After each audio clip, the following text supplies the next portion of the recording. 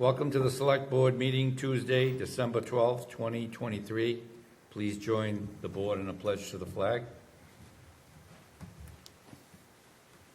I pledge allegiance to the flag of the United States of America and to the republic for which it stands, one nation, under God, indivisible, with liberty and justice for all. Mr. Helm, please. Okay. Pursuant to Chapter 2 of the Acts of 2023, an act relative to extending certain COVID-19 measures adopted during the state of emergency, signed into law on March 29, 2023, this meeting will be conducted via remote means and in person. Members of the public who wish to watch the meeting may do so in the following manner. Tune into PAC TV government access channels, Comcast Channel 9 or Verizon Channel 47, and watch the meeting as it is aired live, or watch the meeting live on PAC TV website at the PAC TV website, pactv.org. Members of the public who wish to participate in the meeting may do so in the following manner. In person, Great Hall located at the second floor at Plymouth Town Hall, 26 Court Street, Plymouth, Massachusetts. Remote, click the following Zoom link, which is on your agenda, to participate in the meeting remotely. Call to order. Mr. Helm. The Select Board will hold an executive session pursuant to the Massachusetts General Laws, Chapter 30A, Section 21A, Clause 6, to consider the purchase, exchange, lease, or value of real property if the chair declares that an open meeting may have a detrimental effect on the negotiating position of the public body. This will be the American Cruise Lines lease. In the executive session scheduled for 5:30, Education Association of Plymouth and Carver versus Town of Plymouth is canceled. Thank you. The board will be returning approximately 6 p.m. Thank you.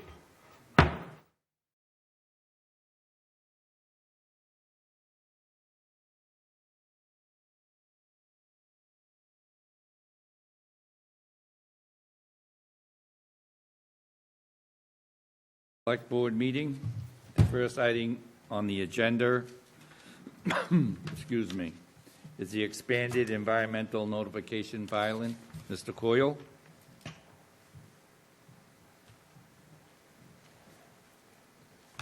Good evening, Mr. Chairman, members of the board, Bill Coyle, DPW Director.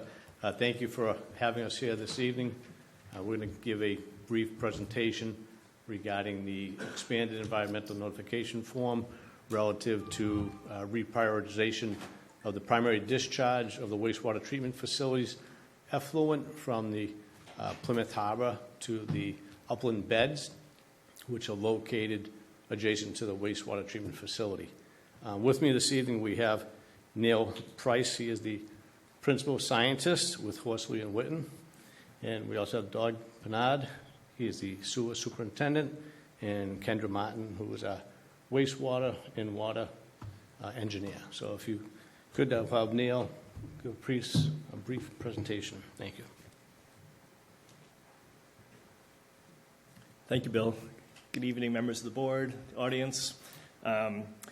So this is essentially the slideshow that we prepared for the MEPA public meeting on the project. So I'll run through this. Feel free to interrupt me at any point because there's some pretty dense material in here. So we're going to talk a little bit about the project, the benefits, the potential impacts, alternatives that were analyzed, anticipated mitigation measures, and the process, the MEPA process itself, which is where we are at right now in the permitting process. We all know where we are. You can see the treatment beds at the Camelot Drive treatment plant and the harbor outfall at the top there. Those are the two discharge locations we're looking at. Right now, the harbor outfall is the primary discharge location permitted for up to 1.75 MGD of effluent, treated effluent. And importantly, by permit, the first 1.75 must go to the harbor, and only effluent in excess of 1.75 can go to the discharge beds. So that's the primary thing we're trying to change here, is reverse that order so that we could go first to the groundwater discharge beds and then second to the harbor with any excess that might be needed. And also, the town is looking to increase the total authorized amount of effluent discharge from 2.5 MGD to 3 MGD, so 500,000 gallon per day of total discharge, which will allow more connections to the treatment plant and getting more homes and properties off septic systems and on to public wastewater treatment. Importantly, when the existing plant was permitted and built in the late 90s, this scenario was envisioned. The permit has language looking forward to a future authorization of more discharge and potentially changing the order of priority. So we're kind of following through on that 20-some-odd years later after the original plant was built. Here is the Camelot Drive site with 5 rapid sand infiltration beds numbered here, and a few of the wells that get monitored as part of this.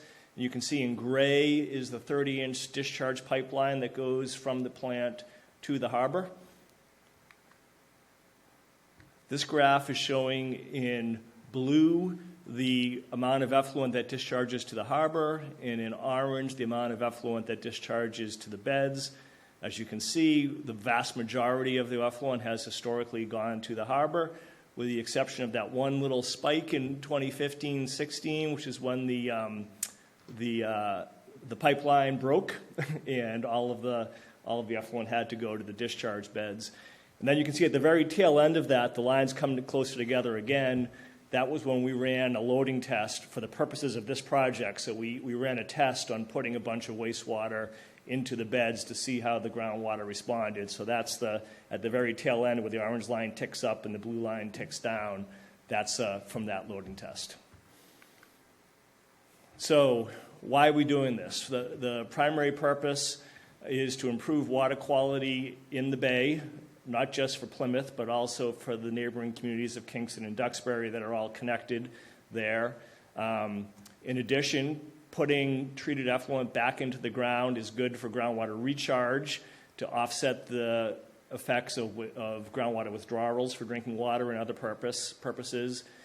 The excess water put back in the ground will increase base flow to the Eel River during drought and dry periods, and it will also reduce energy usage. So right now, the water pumped from the plant to the harbor has to get pumped uphill over a little rise. So there's money to be saved by not having to pump over that high point. To that point, here's a graph of that savings. This was done in 2021 using data primarily from the teens, so it's a little out of date, but essentially you're looking at a 10% energy savings. So whatever the prevailing rates are at the time, you're looking at about a 10% savings for going from the harbor to the discharge beds. So potential impacts. We first looked at what we call hydraulics. So what are the groundwater mounding impacts? Are there any physical impacts to basements and septic systems from the water table rising as a result of that? Most of this water that goes into the ground will eventually work its way through the Eel River. So we looked at what would the impacts of excess flow in the river be to dams and bridges along the river. And lastly, and most importantly, where, of course, the nutrients in the wastewater that get taken out of the harbor to the benefit of the harbor will end up going to the Eel River after going through the ground. So we need to look at what those impacts might be.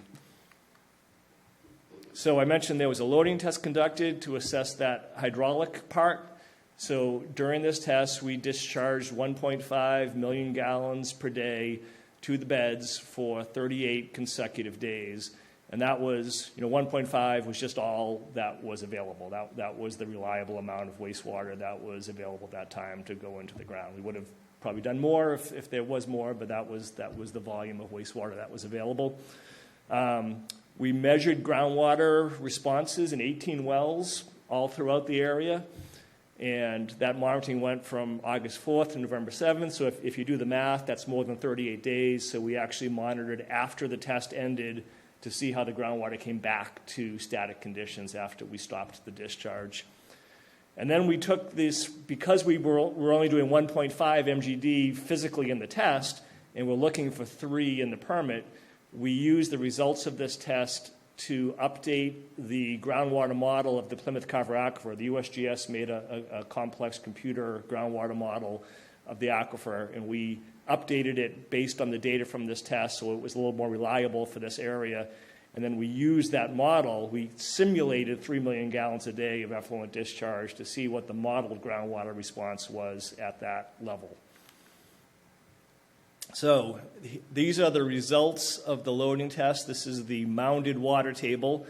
I think you're probably all familiar with the idea of groundwater contours, the same as topographic contours. So they're lines of equal elevation, and water flows from the high points down to the low points, just like dropping a ball on top of a hill, rolls from the top of the hill to the bottom of the hill. So you can see, see if I have a pointer. Yes, you can see this peak of the mound, this high point right here. So right under the beds, obviously, the logical spot where the groundwater would rise the most. I think we had something on the order of maybe 8 or 10 feet of groundwater rise here. And then that mound, so again, we talked about how water flows perpendicular to the contours downhill. So you can see that under these conditions, wastewater flows out in almost about 270 degrees radially out from the center of, and would spread out through this area. So then I talked about the modeling. So this is now taking those 1.5 MGD results and scaling them up to 3 million gallons per day with the model. And the left side, it's hard to see here, but there's reddish lines. Those are the water table contours, the same idea as I was showing before. On the right side, and a little easier to see in the teal, so this is the mound. So this is not a water table contour. What this is the difference between future 3 million gallon per day water table conditions and current conditions. So you essentially subtract those 2 water table maps, and the difference is this mound. So this is how high the groundwater level will rise at any spot as a result of this, of 3 million gallons per day of discharge. And you can see you get numbers something like 12-ish in the center under the beds, and they decline outwards to about a foot of groundwater mound as you get closer to the Warren Wells Brook and the Eel River and the harbor areas. So then, what's really important here is how close does that mounded groundwater come to people's basements or septic systems. So this map on the right is showing in 3 colors where it is 15 feet or less to the water table. So green is current conditions, blue is actual surface water. So blue is where the water is currently at the surface, green is where the water is currently within 15 feet of the surface, yellow is where it's projected to be at 1.5 million gallons per day of discharge at the beds, and red is where it would be within 15 feet of the surface under 3 million gallons per day of discharge at the beds. So you can see that, clearly the beds themselves, the water comes within 15 feet of the beds as anticipated. Other properties in Camelot Park, a few properties over here. This might be called Curtis Drive in this neighborhood off of Old Sandwich Road. And this is the Russell Mills Road neighborhood. So there's a handful of properties in this area that all are projected to have the water within 15 feet of the surface. And we picked 15 as just a conservative threshold number. We're figuring a basement's 8 feet deep. A septic system is mostly something 8 feet or less deep. So by going to 15 feet, we were conservatively picking if you're more than 15 feet, there's very low risk of there being any impact. So that's why we just picked that 15 as a threshold number. And the results of which were there were a handful of properties that met that 15-foot threshold. The town surveyor went out and surveyed either the top of basement and or visible septic system components, and then we compared that to as-built diagrams for the septic systems.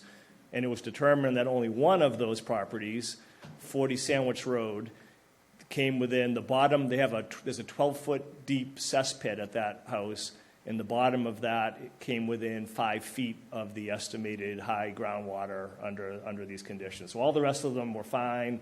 There was one that still is technically fine. 5 feet is still technically fine by Title V, but it was close. So this is telling us there's not really a whole lot of concern on this front. This one, if there was an issue with this one house, that system could be replaced with a modern Title V system that would be shallower and would be compliant. Then we looked at the river, and by the way, again, feel free to interrupt. So any questions on that part, the septic systems and basement part? No? Yes. Within 5 feet of that one house, heavy rain, the way the environment is, the weather situations across the country and the world, if we had heavy, so many years storms in a certain amount of time, does that affect that water Yeah, I mean, table? these are average conditions that are being shown here. But that's how any permitting that's done for a modern septic system, you use seasonal high groundwater as your criteria. So it's not like you go immediately out after a big heavy rainstorm. That's just not how it's done. But you're right. Yeah, there would be times when it would be a little closer. Times it would be less. And then if it was to infiltrate someone's basement, what happens? I mean, I know what happens when it does it. Yeah. Who's responsible? Is it the town? Or? If it was proven that the reason that basement was getting wet was this treatment plant, then yeah, it would be the town's responsibility. Okay, and the current pipe that we have that's exiting into the harbor, we're not going to lose our right to keep that, are we? The proposal is to keep that and Okay. have that as an emergency backup. Exactly. Yeah. Okay.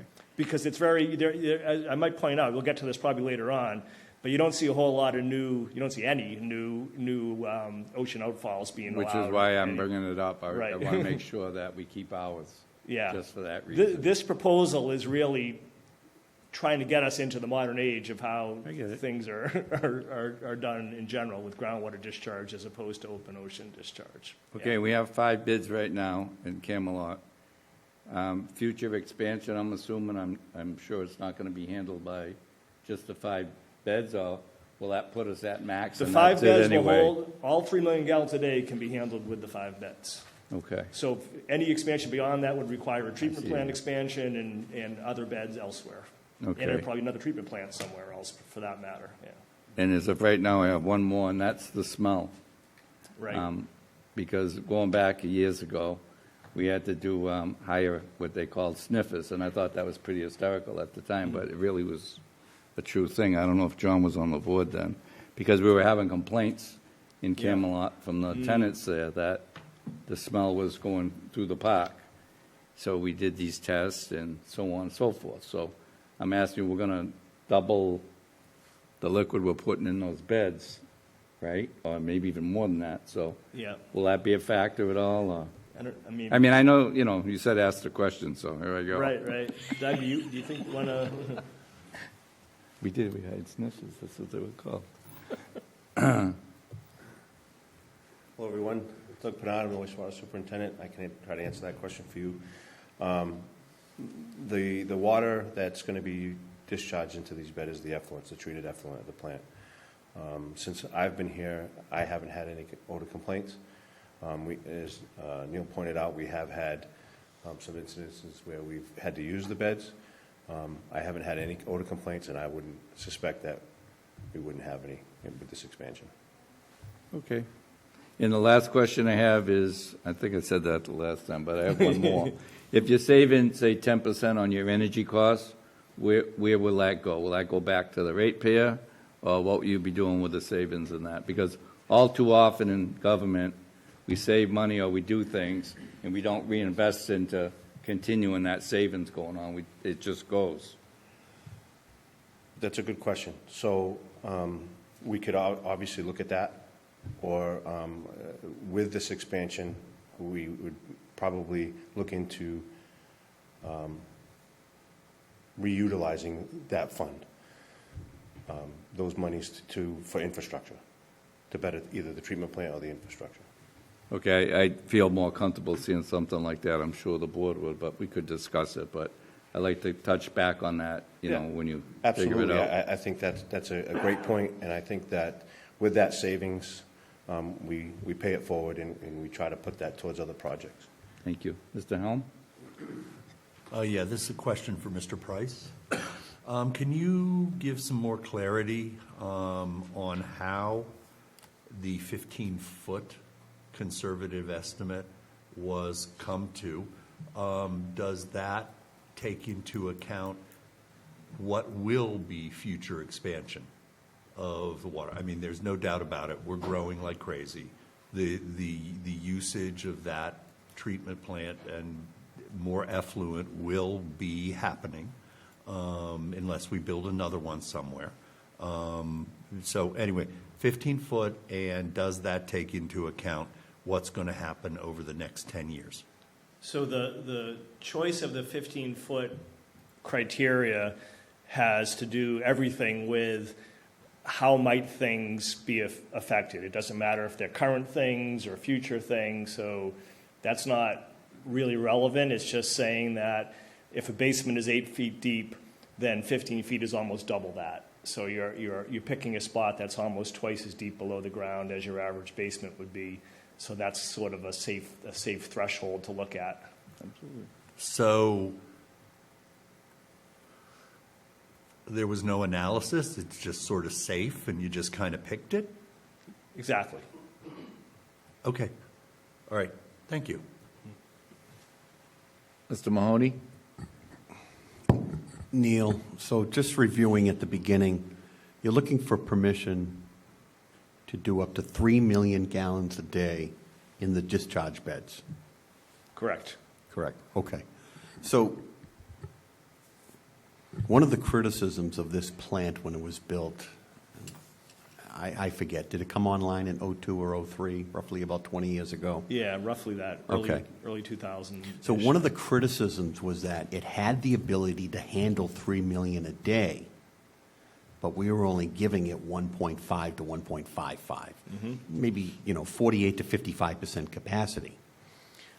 I don't think we've taken on any significant increase in flow. So are we ever going to get to 3 million or even 2 million? So you're asking for permission to do something that, are we ever going to get there? So if not, which I don't think we are, why is that important? So this is, again, maybe a question that maybe, actually, Doug, you want to take that? Start with. Sure, I can try to answer that. So most communities, just like Plymouth, they're older infrastructure, so we have a lot of inflow and infiltration. So part of that 3 million is to not only treat our average daily flow, but if we have a rain event and we have excess flow from infiltration, that's also to help cover that. That's why that number is a larger. Thank you. And I also want to add that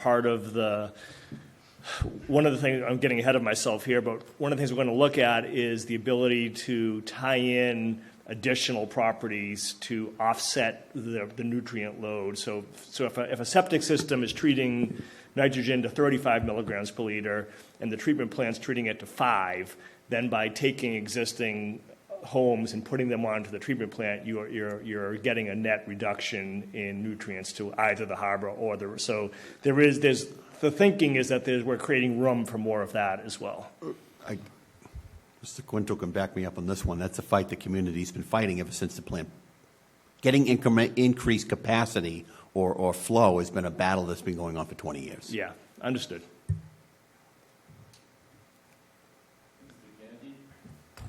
Do we know what our current highest volume day or days has ever been? So on average, we're 1.4, 1.5. During a rain event, and as let me step back a little bit, as Neil mentioned, we are permitted, we must do the first 1.75 to the outfall to the bay. So we have had some incidences with heavy rain events where we do the 1.75 to the bay, where we've had to transfer over to add that additional flow to the beds. Very rarely we reach 2 million. Well, I'll say maybe 1.8, which our average is 1.4. So is 2 million the highest we've ever had? Since that I've seen, yeah. Actually, I haven't even seen 2 million. Okay. And do we have a projection for if we do add these new people to it over time? Or do we have any idea of how long it would take us to, with our regular daily users that we're going to hook up, plus anticipated rain surges that we've modeled, because the community is going to be the same size, same amount of rain, you know? Do we have a projection of if we're going to be hitting anything close to 3 in the near future, or what that peak would look like as we add more folks? I would have to say most of our infiltration obviously is the older part of town, right? What we have now.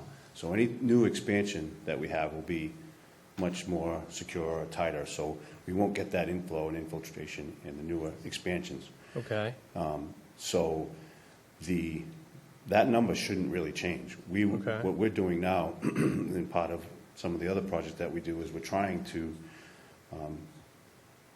reduce some of that infiltration. So we're reducing a lot of that to bring that number down in the collection system now. Okay. So since I've been here, we've been trying to do some lining and things like that to try to reduce a lot of that I&I and make the older system more efficient. Okay. So that number, I would imagine, shouldn't creep up. The only thing that would creep up would be the daily residential and commercial that we're adding. Correct. Okay. Thank you.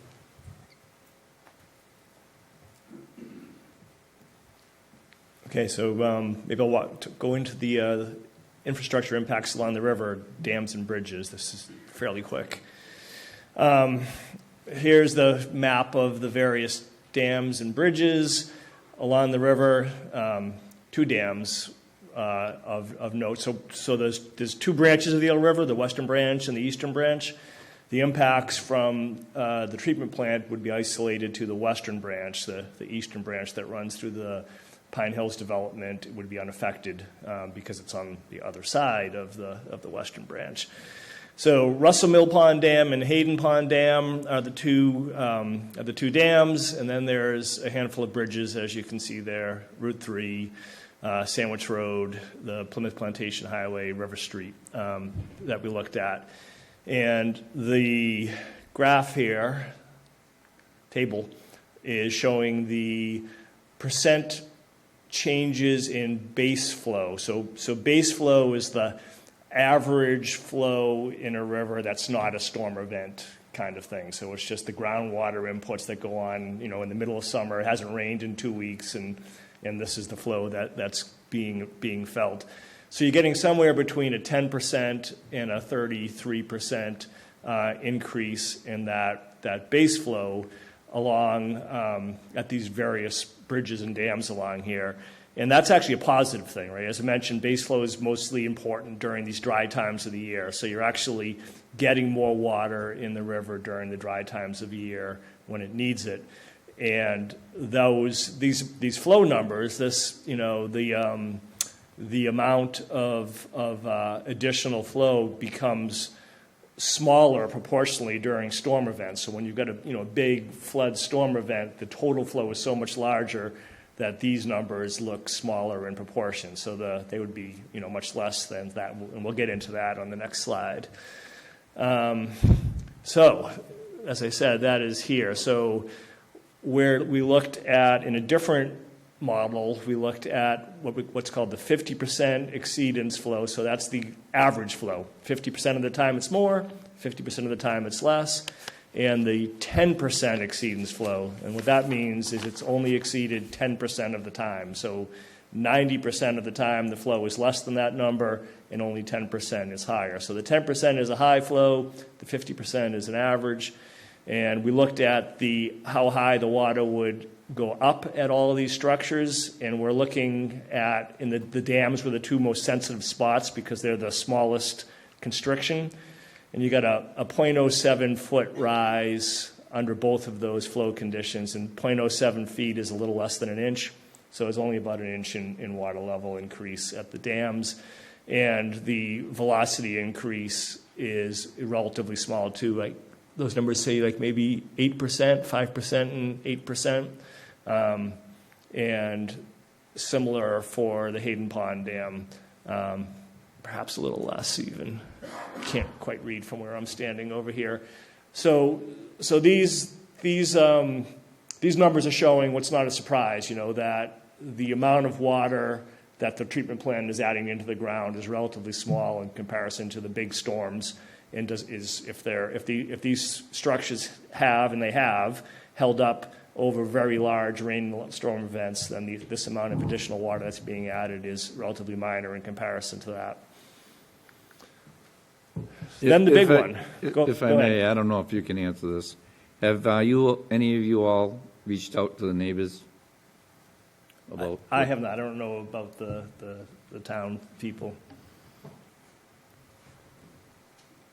I just feel that this is very important, and I know there's a lot of groups out there that are gonna, that this is gonna affect, and maybe it won't, but they're gonna have a concern, so. Yeah, so we have had part of, this has been a long process, so we have had some open meetings with the MIPA and part of this process. And just so everybody knows too, that this is a long process. This is just the beginning. So after this, we will also have to probably file an EIR. So there's going to be a lot more meetings and opportunities for discussion and to notify everyone and neighbors as well. And that's fine. And like when you say an NER, I mean, I don't know what an NER is. I don't think anybody sitting here does. But what I'm saying is, what I'm asking you is, have you reached out to the neighbors in which these areas are affected? I guess that's what I'm saying, and you have time. Mm-hmm. So when somebody looks at like the docket item, it says what it says, but there's no presentation in here. Not that what you're doing is fine, but I think there's gonna be a lot of questions now that the neighbors are watching and the abutters, if you will. And, everything could be fine, but I think that they deserve to have their moment to speak on it. So I hope going forward, Yes. whether it's here or at your place or however you do it, Mm-hmm. that they get notified, at least so they don't say we did something without checking with them. Absolutely. That's what we do. We work for them.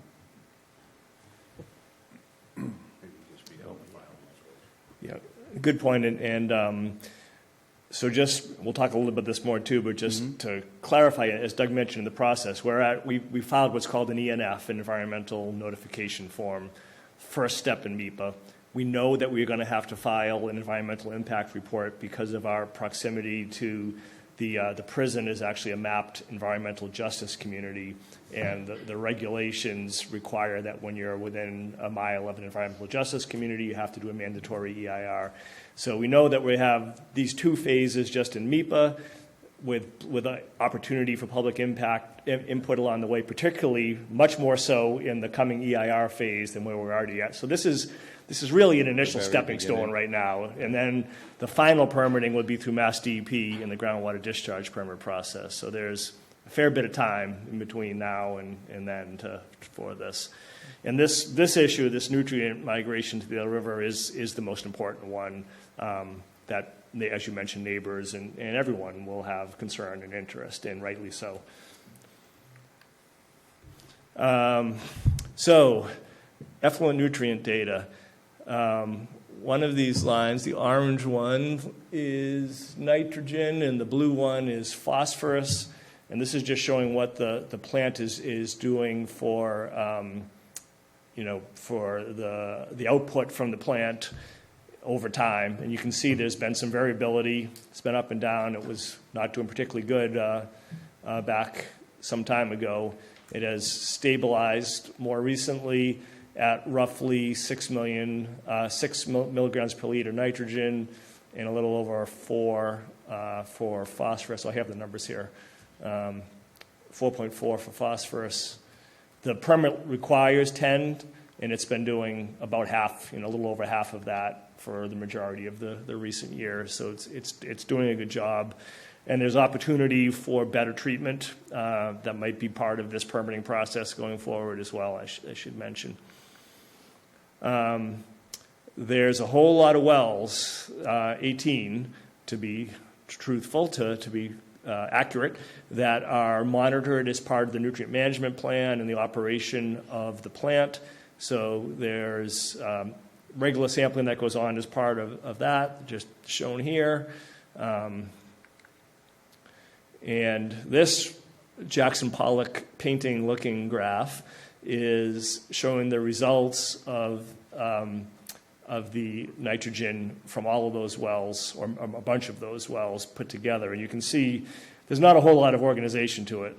The wells are rising and falling and variable.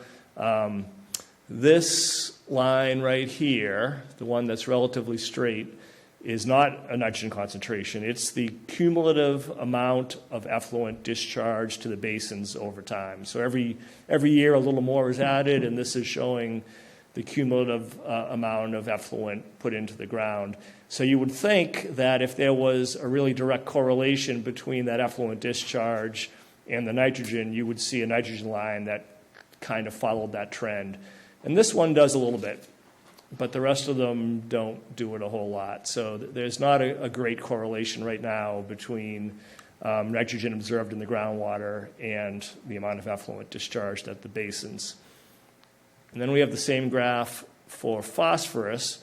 This is a little neater and more clear. So again, this blue line is the cumulative volume of effluent discharged. All of the other wells are squished down here at the bottom of the axis, showing almost no phosphorus in any of them and no response at all to the effluent discharged at the basins. And this one line, this is well A8, which is directly under the middle of the beds. This one does respond in lockstep, essentially, with the amount of effluent loaded. So you can see that directly under the beds, phosphorus is increasing, but it is not increasing anywhere else as of yet. And we'll talk a little bit more about this, but this is a key point that may be confusing. But nitrogen and phosphorus act differently in groundwater. Nitrogen just moves through groundwater essentially unimpeded with no reduction in its concentration until you get to like a wetland or a pond or something. Phosphorus, on the other hand, tends to bind to the sand particles and gets held back. So the movement of phosphorus through the aquifer is much slower than the movement of nitrogen. And as it turns out, whether you're talking about saltwater or freshwater algae, those two types of environments react differently to the different nutrients. So algae that grow in saltwater and will tend to cause problems in saltwater are sensitive mostly to nitrogen. Algae that grow in freshwater are mostly sensitive to phosphorus. So this transferal of the load from the harbor to the groundwater discharge beds immediately removes the nitrogen, which the algae in the harbor are sensitive to, immediately takes it out of that system and lowers that trigger, fueling algal growth in the harbor.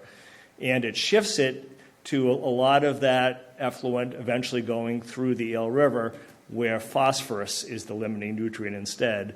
And because phosphorus is held back in groundwater, it buys more time and is more protective than if it were the other way around. So it's chemistry that kind of works out well for this sort of transferal. Is that a question?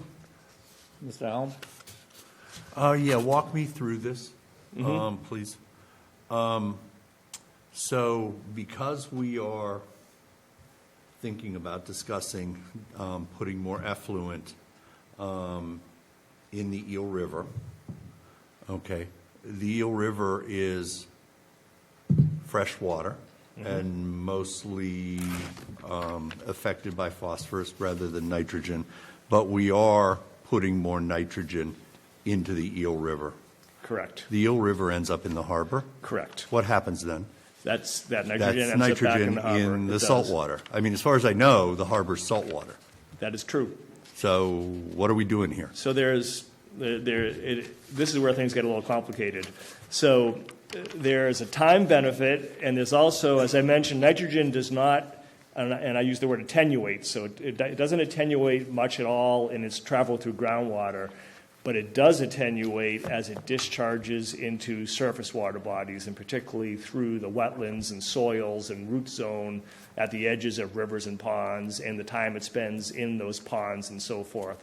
So there is a reduction in the quantity of nitrogen that occurs as the water exits the ground and goes into those wetland systems, and then travels along Warren Wells Brook and the Eel River, through the ponds along the Eel River, and eventually discharging to the harbor. So there is a net reduction of some amount that remains to be figured out as part of this EIR process, but there is a net reduction in nitrogen that occurs as well.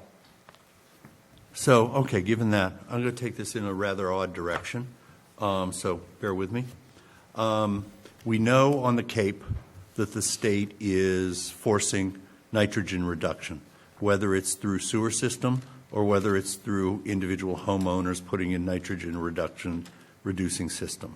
Okay, they were going to do that in certain areas, including parts of Plymouth, but they've cut back on that. But there are people I've talked to who believe that we're only 10 years away from that coming back. I would agree with that.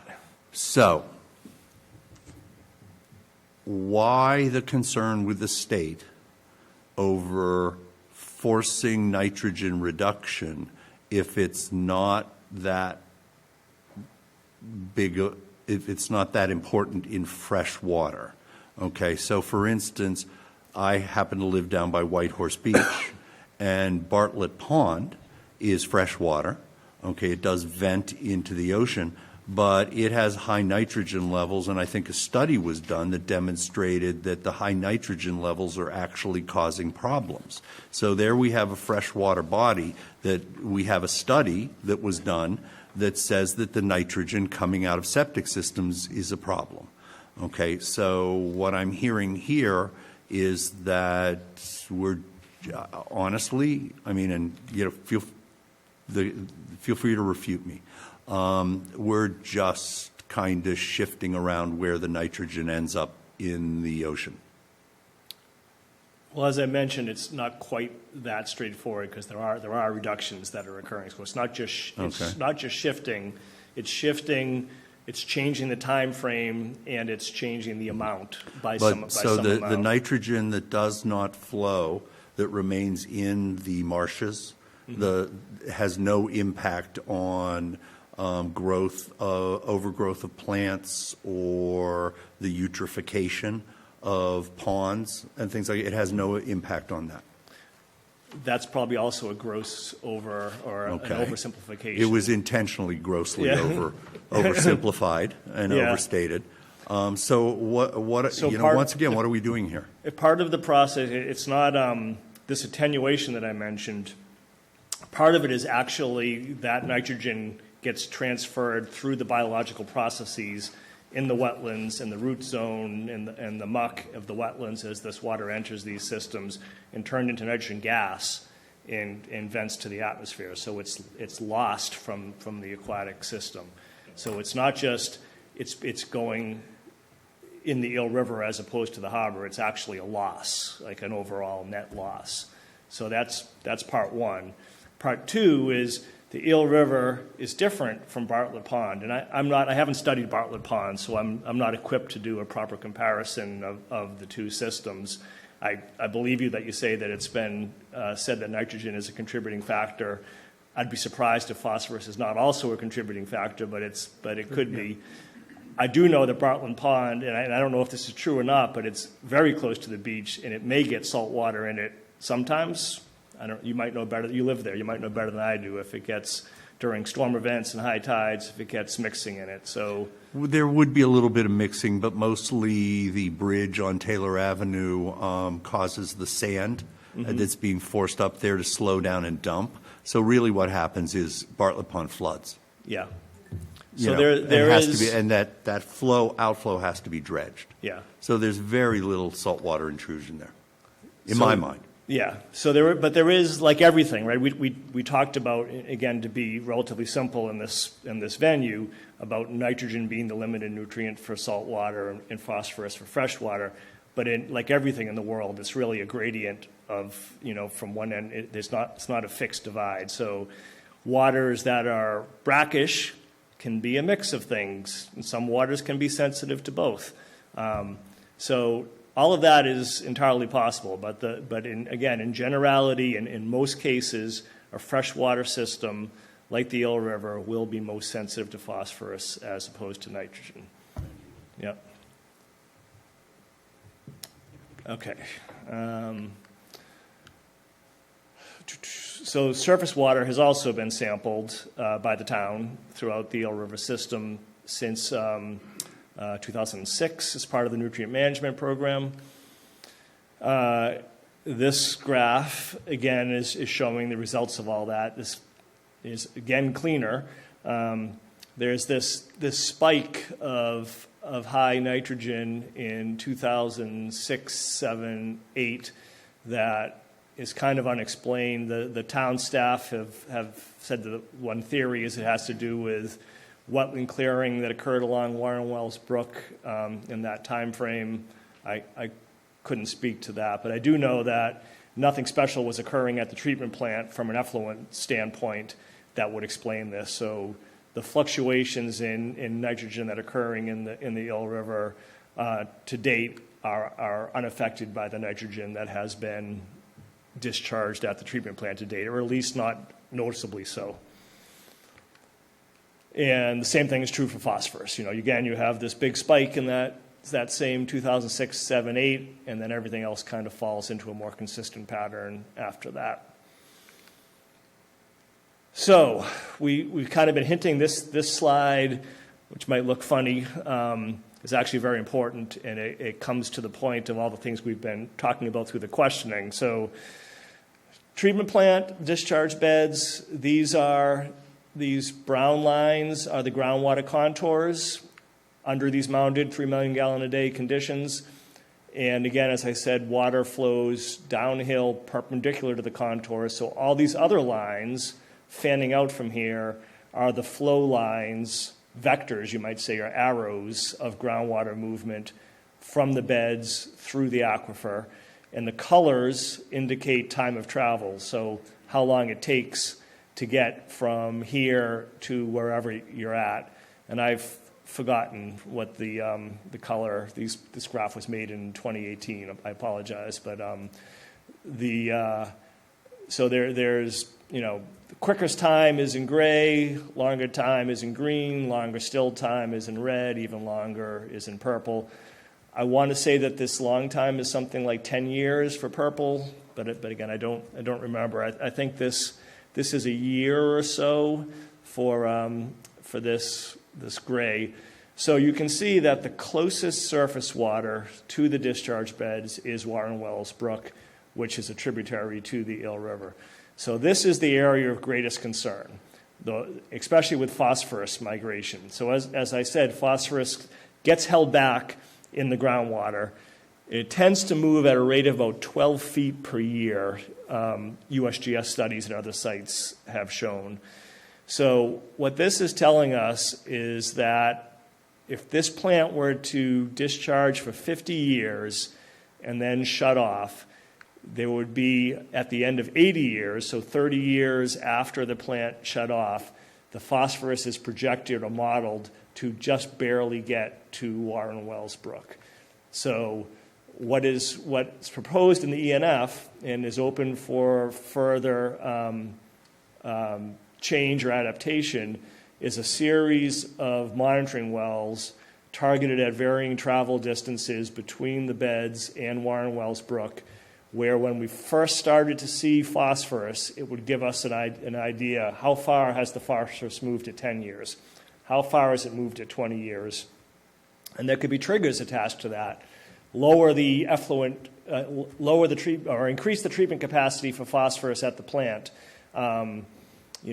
Offsets, whatever it may be, there could be triggers attached to when nitrogen or when phosphorus shows up at these monitoring wells down. So that's the approach. Again, we're taking advantage of this time lag with phosphorus that you don't have with nitrogen to our advantage here, to buy us time and allow the ability to adaptively manage the treatment capacity and the system itself to better protect all of the resources holistically, right? So it's acknowledged, what we're talking about here is a clear and obvious benefit to the harbor with potential impacts to the Eel River that might be noticeable or might not, to be determined, to be analyzed further in this process, and also to be observed through this monitoring process after the fact. So that's where this adaptive management comes in, is trying to think down the road about what might be happening and be able to adapt to that and change as we go forward. And this might be the last slide. Nope, there's a few more. This is probably a little bit less important, but we did, as part of any MEPA filing, you do alternatives analysis. So we looked at different sites where you might be able to get rid of this wastewater, different groundwater sites. So this green line is showing the discharge pipe to the harbor. And then all these other lines are buffers at various distances off of that, with the red line being a mile at the farthest. So we knew that we would need to stay within a mile, probably a lot closer, to keep the cost reasonable for getting effluent from the plant and the discharge line to any other site. So these ones that are called Site DD, Site 101, Site MM, these were all evaluated in the 1990s as part of the initial permitting process before the preferred Camelot Park was selected. So we looked at those, and we looked at all other ones of sufficient size to accept, these beds of that size.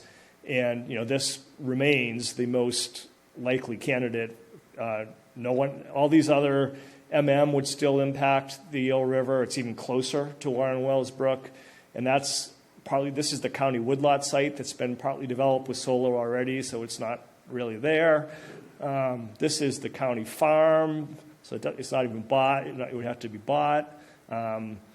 Site 101 is owned by the town, so it is available as a backup site, but again, it's further off of the line. None of the infrastructure is there. So, one of the things I haven't mentioned is that all of the infrastructure needed to do this exists at Camelot Park right now. If and when this permitting is done, the only activity required is the flip of a switch. There's no cost, there's no construction, there's none of that. All of these other sites that are no better than this one would require significant influxes of capital to make happen. So that's the analysis that's in the ENF. I think I just said all of that there for that. So as I mentioned, we're in the ENF phase here. We know we're going to the EIR. Our plan, as you saw, most of this data, because this project's been going on for some time, most of this data goes back to 2021. So we would update all of that to the last 2 years for the EIR. We would look at offsets, as I mentioned, of where other properties could be added to the system to offset the loads of nutrients that would go to the Eel River and Warren Wells Brook. And we would further evaluate options for phosphorus control, monitoring, and mitigation. So that, I believe, is finally the end. Yeah, these are public meetings that are proposed as part of the EIR when we get to that step. So, thank you. Any further questions? Any further question from board members or comments? Maybe we could post those meeting dates on our town website. Yeah, I don't think the day has been picked of that. Well, so this was what we proposed to MEPA was this set of meetings that could happen on any given day, but we haven't picked the day yet when that might occur. Mr. Canty? So, I would say initially that's going to be a hell of a day for you guys, meeting for about 12 hours with a bunch of different folks. Have you considered having multiple days? And because some of Yep. some All of the- that is certainly. on Right, the because some table, people so, might yeah. be busy on a particular day regardless of the time. but, Yeah. Yeah, to make it easier for folks. This was just here, we had another project, or I had another project, not we, not the town, I had another project going through MIPA that this is what they, and this was about environmental justice, so this requirement to have multiple times available comes out of the environmental justice requirements. So this is what they suggested, what MIPA suggested at that time for that project, and we just copied it here, but any and all other options are certainly available that we could do, certainly, yeah. So is that intended, because the people that are in the prison are going to be They are not. unable to attend. They the will not be meetings able to attend. for other no. reasons. So are those for everybody or? Everybody. Okay, Yeah. all right. Yeah. I mean, the reason you have them is because of the EJ thing, but anyone can attend them. Any other questions, comments? Okay. Thank you very Thank you. much.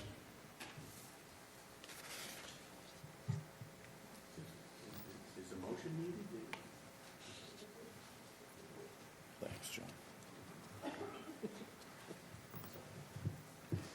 Moving on to the licenses. Any questions on the licenses or the administrative notes, or any comments, or take any separate? Seeing none. Do I have a motion? Approve them all, Charlie? Yes. Second. Motion by Mr. Bletzer, second by Mr. Helm. Discussion? Mr. Bletzer?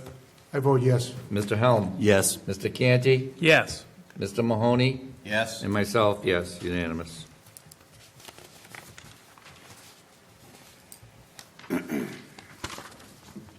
Master Plan Committee Select Board appointment.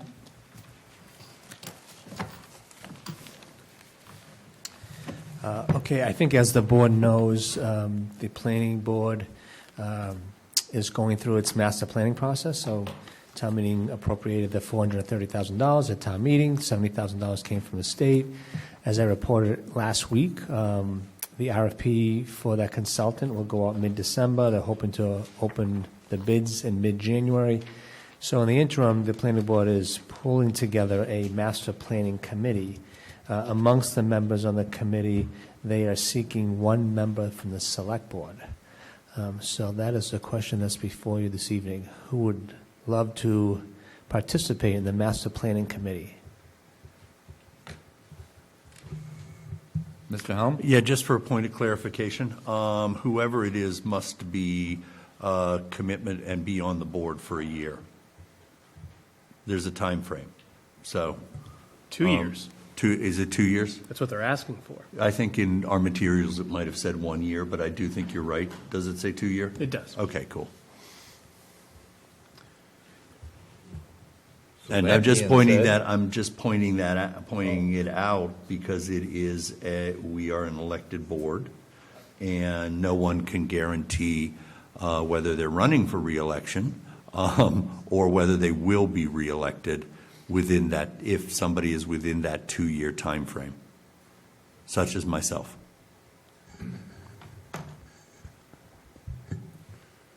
Mr. Canty? Do we have a sense of when this group plans to meet? Because obviously, we all have other committee and liaison assignments, as well as our core select board obligations. I imagine they haven't met yet, and they may Right. determine when they're going to meet based on the availability of whoever gets appointed, but I don't know if they've telegraphed any projected meeting dates or times. Not to my knowledge. I think much like the charter committee, once they convene as a full body, they'll try to decide what works best for everybody. That'd be my guess. Okay. Thank you. Is there a member here on the board that, Mr. Canty? Well, I think only myself and the chair have 2 full years of time guaranteed left, unless we get hit by a bus or something like that, which hopefully we won't. So I would be willing to serve in this role, because I think strategic planning for Plymouth's future is a vital and necessary part of the success of this town, and it's something that I ran on when I was elected. So I would be happy to serve if given the opportunity, but I am open to other suggestions if others have different opinions. Mr. Chair, Mr. Bledsoe. I'd like to make a motion that we appoint Select Board Member Kevin Canty for the Master Plan Committee. Second. Discussion? Mr. Bledsoe. I vote yes. Mr. Helm. Yes. Mr. Mahoney. Yes. Mr. Canty. Yes, And myself, yes, unanimous. Congratulations, Mr. Canty. thank you. Thank you, I'm sure.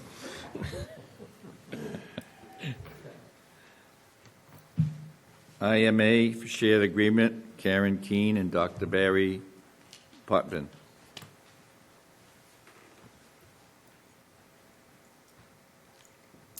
Good evening, Select Board. Dr. Potvin and I are here tonight in reference to the Public Health Excellence Grant, which we have come before you a couple of times now to talk about what that is. But just for a refresher, it's an intermunicipal public health excellence grant that was awarded to Plymouth, Carver, Duxbury, Kingston, Plimpton, and Wareham.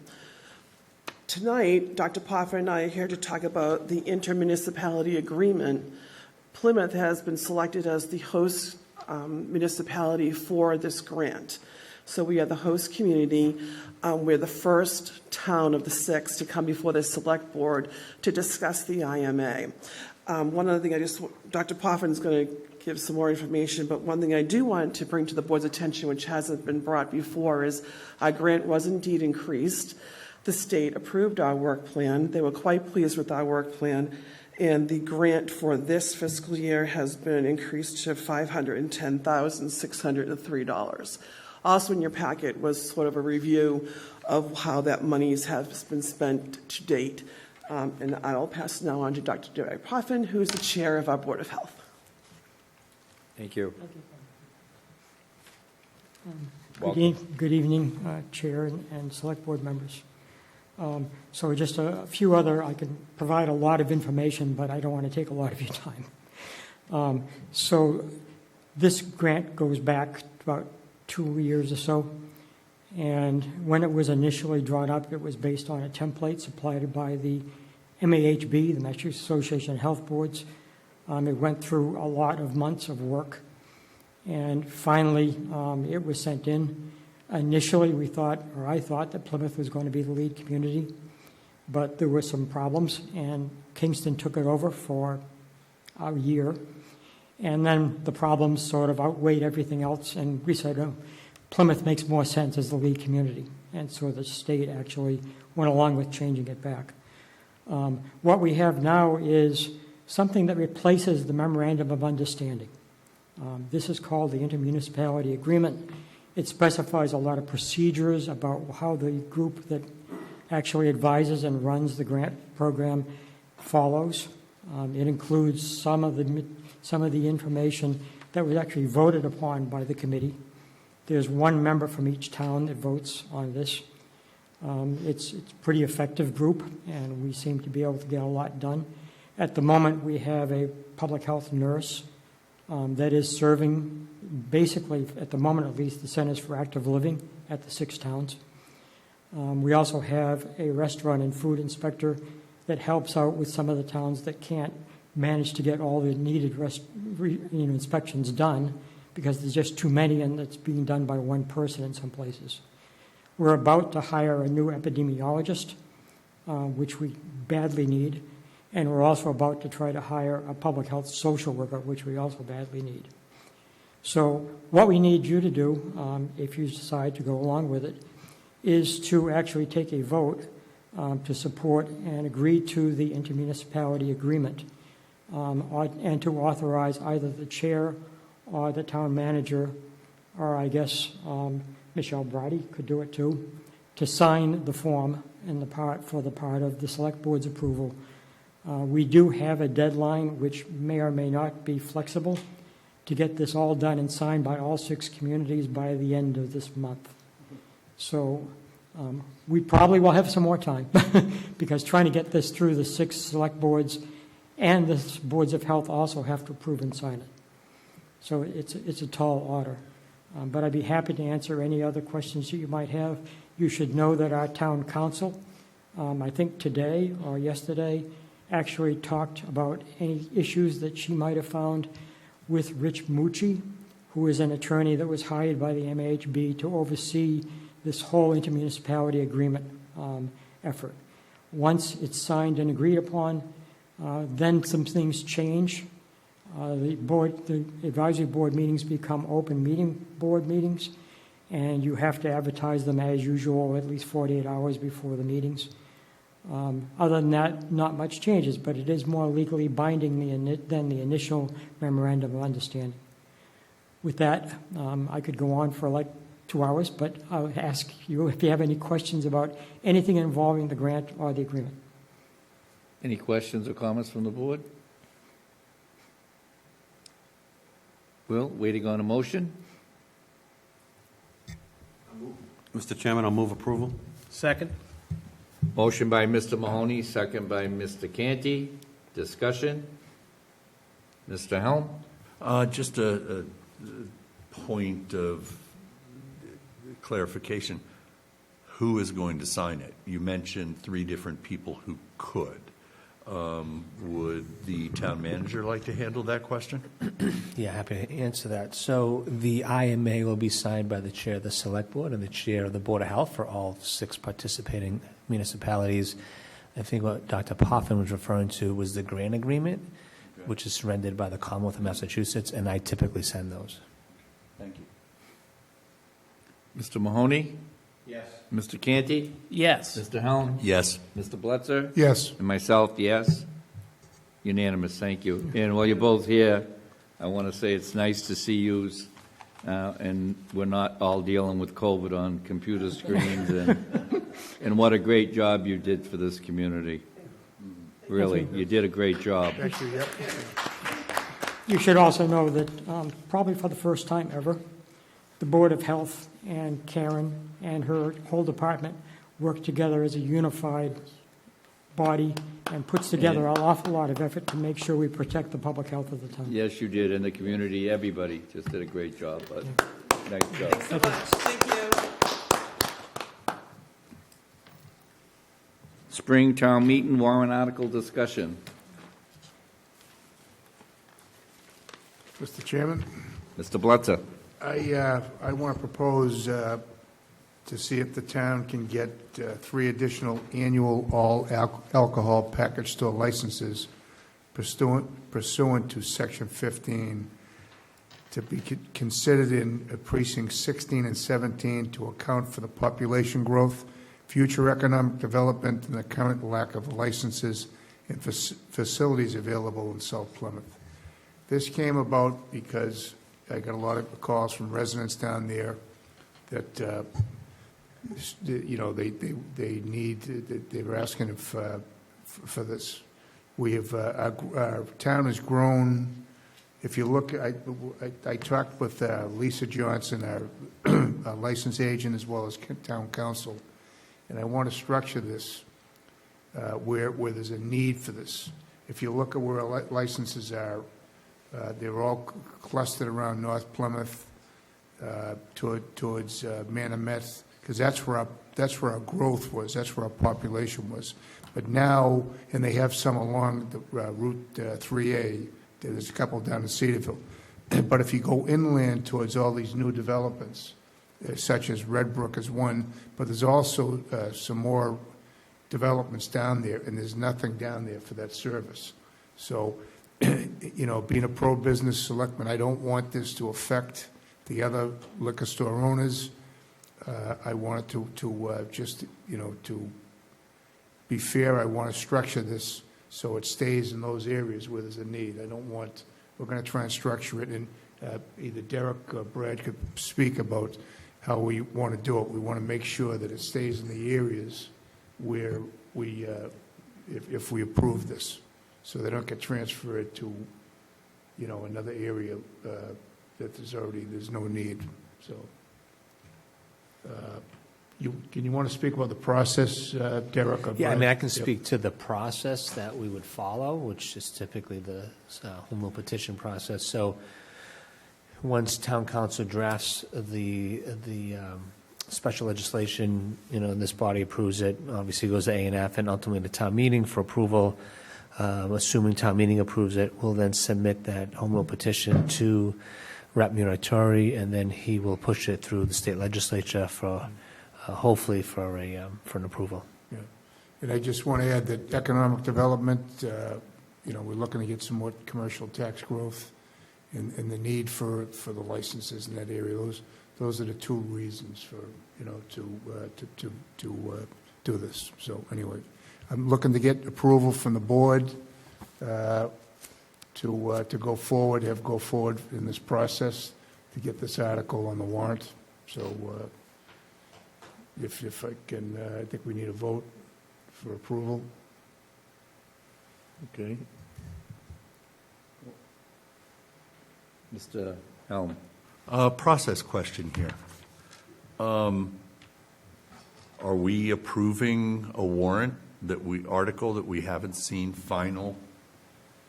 So what are we doing here? So this is the item on the agenda we've kept here for the last 3 or 4 weeks.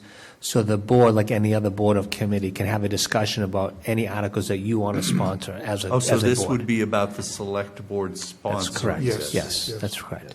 Okay. And then it would come back to this board for discussion once it's a final product. So if, say I were to vote yes on this in its rather raw form with quite a few questions, such as we already have 2 or 3 more liquor stores than our population actually allows, and we want 3 more. Also, where in 16 and 17 understand Red Brook, but I'm trying to wrap my brain around where else you'd put 2 other liquor stores. So if I had those questions, I could vote yes now, and it would not be odd for me to disagree when it comes to putting it on the warrant. In your experience, Derek? In my experience, have I ever dealt with a home rule petition like this? Is that the question?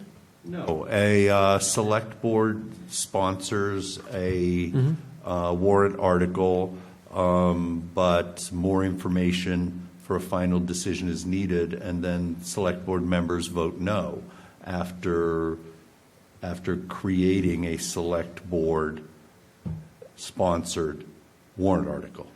Yeah, I think certainly within your right when you have a final product in front of you to vote no. It's always it's helpful to have those questions in advance so that we can have the answers ready prior to that discussion. Can I add something? It's no different than a couple of years ago, there was a nip ban proposed by one of the select board members, and it was voted down by our board. So it's the same type of article. Mr. Canty. Yeah, and I think what Charlie is looking for here, he's outlined a concept that he would like explored that obviously needs some more work before we can see the final product.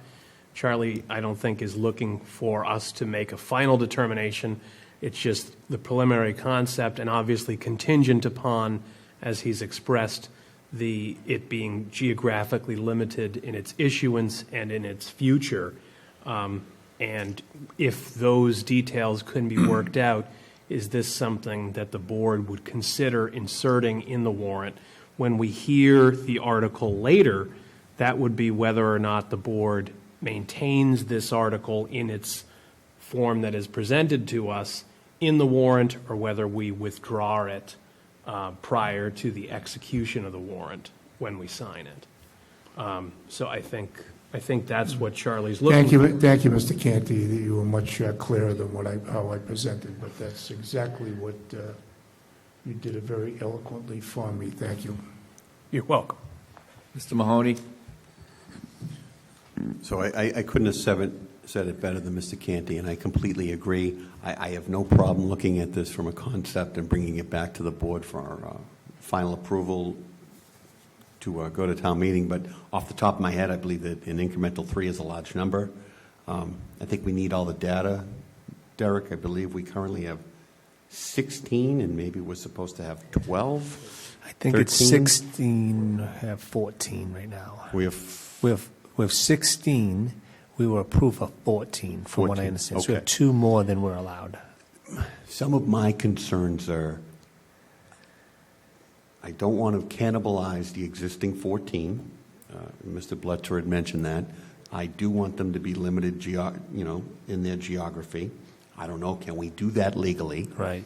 And then the other thing is, if this is approved, whether it's 1, 2, or 3, how do we issue them? Is it a lottery? Is it a bidding process? And I just hope, these things are worth a lot of money. I just hope that we can generate some revenue here through an objective process. And, somebody's not going to get one of these for a few $1,000s. Those are some of my concerns. Right. Okay. Yeah, so we're happy to answer all those questions. If folks want to send us those questions in writing, we'll have those prepared in advance. And I would say 2 things that, when we look at, again, Plymouth is just so much more complicated than any other community in Massachusetts. So, when they created these laws decades and decades ago, it was based upon population. They came up with a formula based upon population. What they were trying to do is just to try to ensure that there was proper access based upon the population. But with a community with 104 square miles, access becomes an issue, especially in the southern part of town. So I think that's what Selectman Bless is trying to get at. Mr. Chairman. Sorry. Thank you. Derek, to that point, but Ms. Johnson has been around a long time, and she can tell you stories from before you were here before in your other role. She can tell stories about getting on the phone with the state and the state criticizing us for being over our allotment. And then the truth was, I think 1 or 2 individuals had applied for relief from a town decision not to issue a license, and the state granted that. So that kind of, Right. those things have occurred in the past. Mr. Chairman? Mr. Bletcher? Yep. John, just so you know, I sat down, had a meeting with town council as well as Lisa Johnson, our agent, and we went over things, just what you said, and we also looked at the geography. And one thing about Plymouth, as Derek just said, 104 square miles, and we're growing, and we're growing down in the southern part of town. And, and there's nothing, you have to go out to Route 3A, and, it's 4 or 5 miles or more, but it's a long 4 or 5 miles, and there is a need down there. And so as far as who we grant it to, the application would have to come before us, would have to look at where the facility is, what kind of experience they have, the character of the person. There's a lot that goes into who we're going to issue to. And if we ask for 1 or 2 or 3, if we say 3, we don't have to grant 3 licenses now. But who knows what's going to happen 10 years from now. 10 years from now, there might be another area that we need a license down in that area because it's wide open down there. And we can hold on to that license until that happens. So I think for 104 square miles, 14 licenses, it's just not adequate to service our population the way it's spread out. So that's the reason why I wanted to do this last year. I had a lot of requests last year from that area, but why can't we get, we can get beer and wine down there. Why can't we get alcohol? Why do we have to drive so far? And I said I would look into it. So this is the time I think that, I would like to propose this, and I'd like your support. And we'll fine tune everything before it's presented. But and I've talked to a couple of liquor store owners that don't have any issues with it because they know it's not going to affect their area. So there's a lot that's going to go into it, but it's about servicing our residents, and also we'll create some more economic development for the town. So commercial tax revenue. Thank you. Thank you. Anyone else? We need a motion, Derek, for that? Yes. I'll make a motion to approve Selectman Bletzer's concept and move it on to the next stage. Second. Motion by Mr. Canty, second by Mr. Mahoney. Discussion? I agree with you, Charlie. I think that the need down in some of those areas is definitely warranted. And how it might have got to North Plymouth or West Plymouth, I think that's the way the town grew. And, you know, remember, tell your person in the state, Plymouth also has 7 firehouses. So it's not like it's your average town. You know, so, yeah, it's worth a shot. Let's send it up there. And if we get an application that we all feel is not what we're looking for, the location, then we vote no if it gets to that. So, Mr. Blitzer? I vote yes, and thank you. Mr. Helm? Yes. Mr. Canty? Yes. Mr. Mahoney? Yes. And myself, yes. Anyone wishing to speak on the public comment? Ms. Flynn, is there anybody online knocking on your screen? Okay. Town Manager's Report, Mr. Brandisi. Okay, just a few quick updates. As you all know, as last late spring, the CPC appropriated summer money to demo the cabins at Hedges Pond. So Mr. Gould will be going to the Historic Commission tomorrow evening as part of the demolition delay bylaw to seek their approval to tear those 4 structures down. So I'm hoping that they don't have to impose the demolition delay, which is up to a year, and that we can have those structures torn down prior to next summer camp. Please mark your calendars for this coming Saturday at 10 a.m. Mr. Gould is going to be holding a walkthrough of the Stevensfield progress. This is going to be held at the CPC. Apparently CPC members have asked to organize this walkthrough. So again, 10 a.m. this coming Saturday. Meet on Sandwich Street at the Overlook, and that's where they'll start the walkthrough.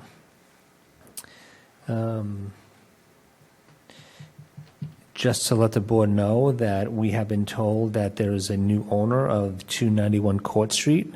So to give you guys a sense of what 291 Court Street is, it's a big hole in the ground on Court Street.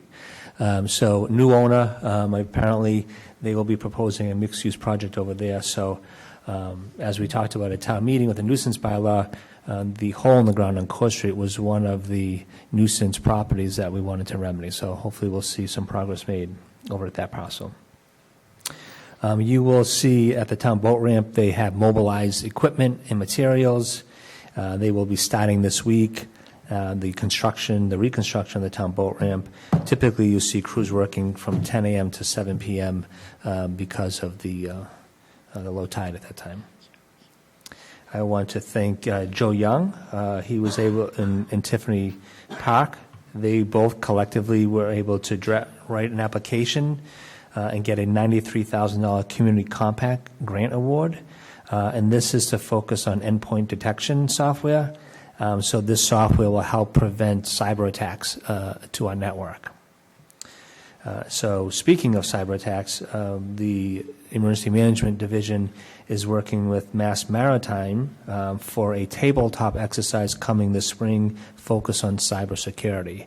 And I'd also just bring to your attention, in all likelihood, depending on the direction of the budget, we will be seeking support to hire a cybersecurity officer, given everything that we're seeing nationally, national attacks against municipalities.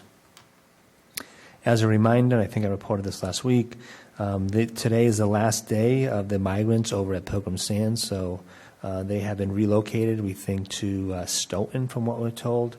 And so there are no new plans to repopulate in that location as of today.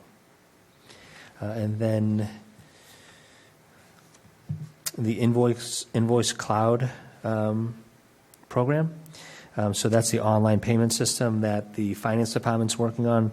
We plan to do a soft launch this coming January, And so this is going to allow our residents, again, easier access to paying their bills, so everything from real estate, personal property, the various excise taxes, the water sewer bill, and even you can go online, once we launch this, to submit your tax donation as well. So again, the Finance Department, as part of, our growing technology here in Town Hall, has been working on this product for about a year and a half now. So excited to see this program launch this coming January.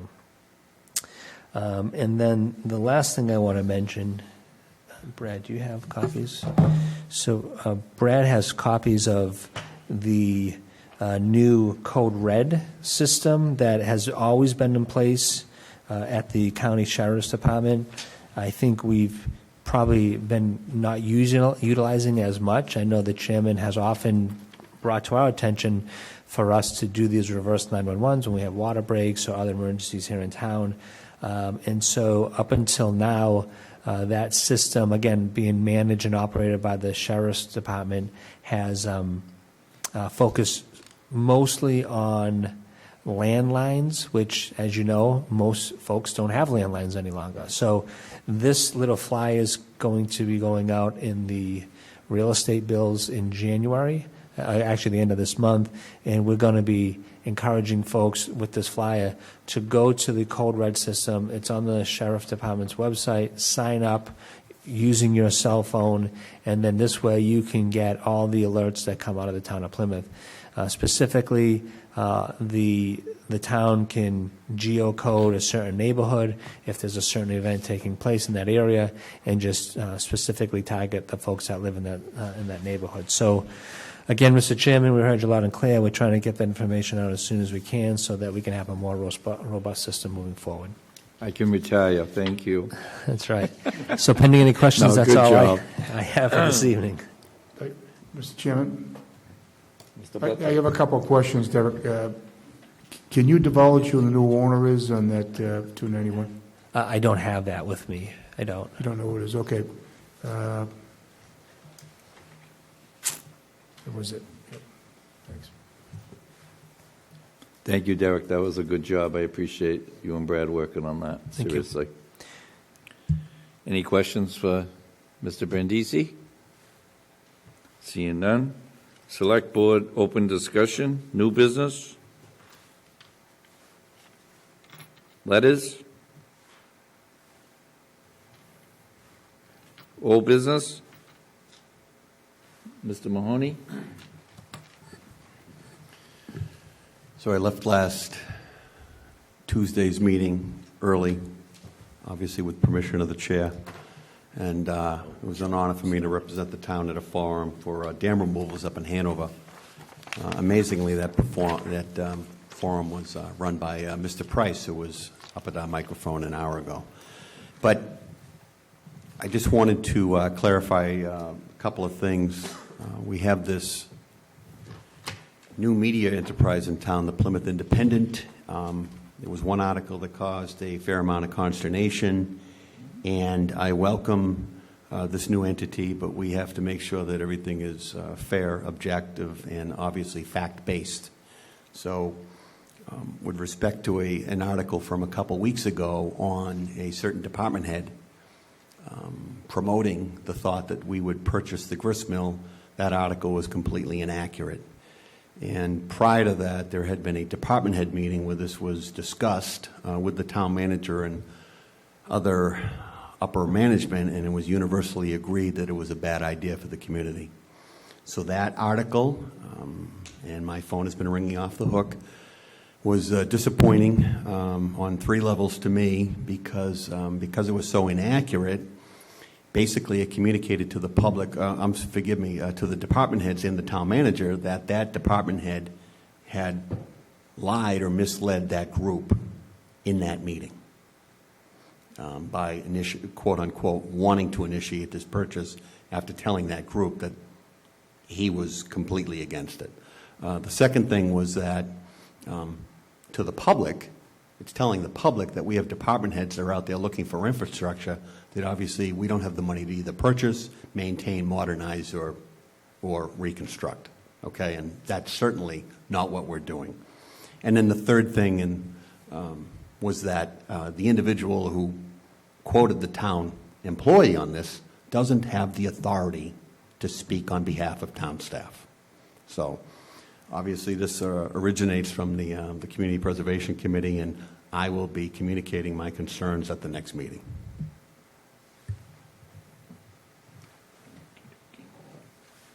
Anything else under new business? I mean, old business, I'm sorry, I lost my place. No? Okay, thank you for watching. Next week, we have a big week. Monday night, we have a joint meeting with the school committee. Tuesday night, our little show here. And I think there's a little more after that. I just have to check my planner. So, thank you for watching, joining us tonight, and we'll see you next week. Have a great week, everyone. Thank you. Yep, motion? Motion to adjourn? Thank you. Second? Thank you.